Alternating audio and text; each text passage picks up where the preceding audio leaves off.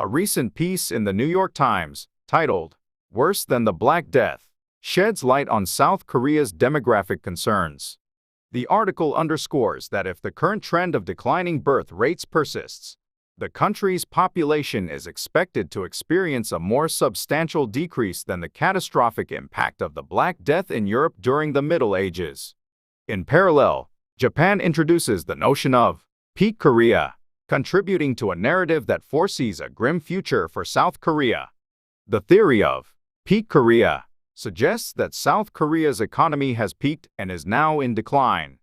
The nation's economic growth rate is anticipated to hit around 0%, potentially dropping it from the top 9 global economic powerhouses, G9. 3 primary factors contribute to this scenario. Firstly, the diminishing economic growth rate poses a significant challenge. Experts note a consistent decline, making substantial future economic growth difficult. Additionally, a decreasing population since 2019, marked by a notable decline in births, exacerbates concerns. This trend is expected to lead to reduced domestic consumption, challenges for businesses in profit generation, and decreased productivity due to a shrinking workforce.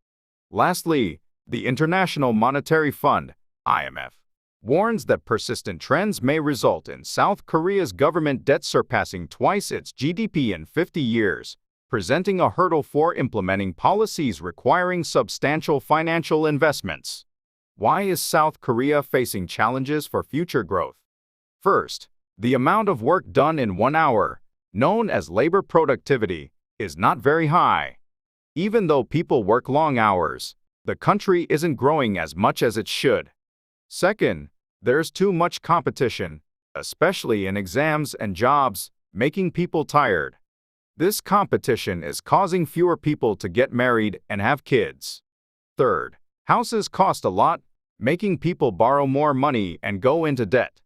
If the national pension system runs out by 2055, it could make the government owe even more money. To tackle this issue, improvements are needed in the workplace.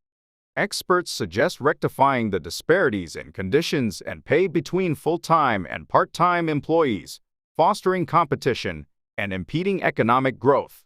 Combating the declining birth rate necessitates establishing an environment that allows individuals to balance work and family obligations. Additionally, revising the education system to alleviate competition pressure can decrease excessive spending on private education, reducing household debt. Addressing the regional imbalance between non-capital and capital regions is essential.